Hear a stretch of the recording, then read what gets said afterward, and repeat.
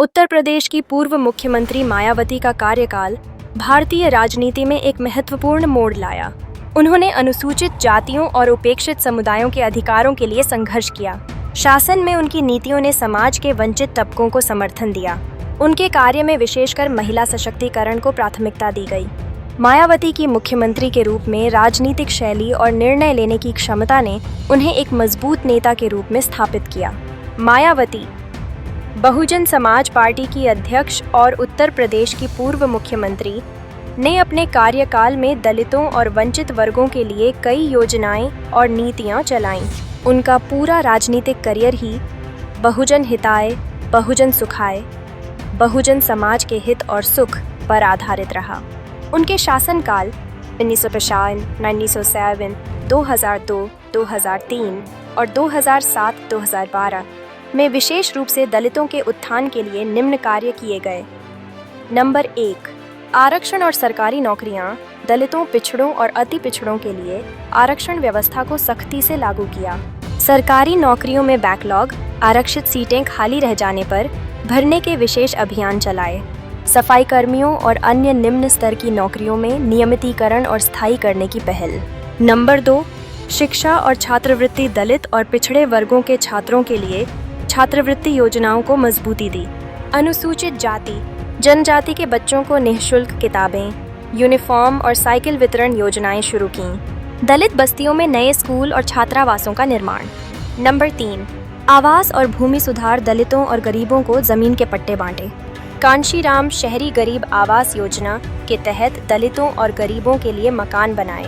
ग्रामीण क्षेत्रों में भूमिहीन दलित परिवारों को आवासीय पट्टे दिए। नंबर 4, कानून और सुरक्षा। दलितों पर अत्याचार रोकने के लिए सख्ती से एसटी अत्याचार निवारण अधिनियम लागू किया। पुलिस और प्रशासन को निर्देश दिया गया कि दलितों से जुड़े मामलों में तुरंत कार्रवाई करें। नंबर 5, स्मारक और प्रतीक। दलित नायकों और संतों डॉ. भीमराव अंबेडकर, कांशीराम, ज्योतिबा फुले, सावित्रीबाई फुले आदि की याद में पार्क, स्मारक और स्थलों का निर्माण कराया। लखनऊ और नोएडा में बने अंबेडकर पार्क, कांशीराम स्मारक और बहुजन प्रेरणा स्थल दलित अस्मिता और गौरव के प्रतीक बने। नंबर 6, अन्य कल्याणकारी योजनाएं। दलित महिलाओं के लिए योजनाएं और छात्रवृत्तियां। मायावती आहार योजना जैसी पहल, जिसमें गरीब और मजदूर वर्ग को सस्ता भोजन उपलब्ध कराया गया। गांवों में दलित बस्तियों को जोड़ने के लिए सड़कों और बुनियादी ढांचे का विकास। कुल मिलाकर मायावती का शासनकाल दलित सशक्तिकरण की राजनीति और प्रतीकात्मक अस्मिता निर्माण, स्मारक, पार्क, मूर्तियां के साथ साथ शिक्षा, आवास और आरक्षण के जरिए सामाजिक आर्थिक सुधारों पर आधारित रहा। पहला कार्यकाल 1995, 13 जून 18 अक्टूबर 1995। यह कार्यकाल बहुत छोटा रहा, लेकिन उन्होंने कुछ कदम उठाए। दलितों के लिए आवासीय पट्टे बांटने की शुरुआत, अनुसूचित जाति और पिछड़े वर्गों के बच्चों के लिए छात्रवृत्ति वितरण पर जोर, एसटी अत्याचार निवारण कानून के तहत शिकायतों को गंभीरता से लेने के आदेश। दूसरा कार्यकाल 1997, 21 मार्च 20 सितंबर 1997। दलित बस्तियों में सड़क और बिजली की सुविधाओं पर जोर। दलित युवाओं को सरकारी नौकरियों में बैकलॉग भरने की शुरुआत। गरीब दलित परिवारों को भूमि के पट्टे देने का कार्यक्रम। तीसरा कार्यकाल 2002 से 2003, 3 मई 2002, 29 अगस्त 2003। कांशीराम आवास योजना शुरू की, जिसमें शहरी गरीब और दलित परिवारों के लिए घर बनाए गए। सरकारी स्कूलों में दलित बच्चों के लिए फ्री किताबें, यूनिफॉर्म और साइकिल योजना। गांवों में दलित बस्तियों को सड़क, पानी और रोशनी की सुविधा से जोड़ने की शुरुआत। डॉ. अंबेडकर और कांशीराम जी के नाम पर स्मारकों और पार्कों का निर्माण। चौथा और सबसे बड़ा कार्यकाल 2007 से 2012, 13 मई 2007, 15 मार्च 2012। यही वह कार्यकाल है जब मायावती जी को बहुमत मिला और उन्होंने बड़े पैमाने पर कार्य किए।